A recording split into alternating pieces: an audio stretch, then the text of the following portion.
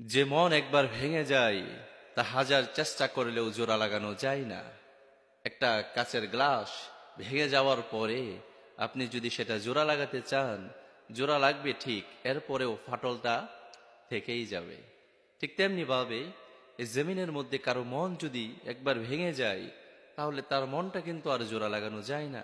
যদি উপর দিয়ে মনে হয় যে তার মনটা জোড়া লেগে গিয়েছে, তার মন আগের মতো হয়ে গিয়েছে, না, সত্যিকার অর্থে কাচের গ্লাস জোড়া লাগানোর পরেও যেরকম ভাবে একটা স্পট থেকে যায়, ঠিক তেমনি ভাবে কারো মনের মধ্যে যখন আপনি আঘাত করেন, ঠিক তেমনি ভাবে তার মনের মধ্যে একটি স্পট পড়ে যায় আপনার প্রতি।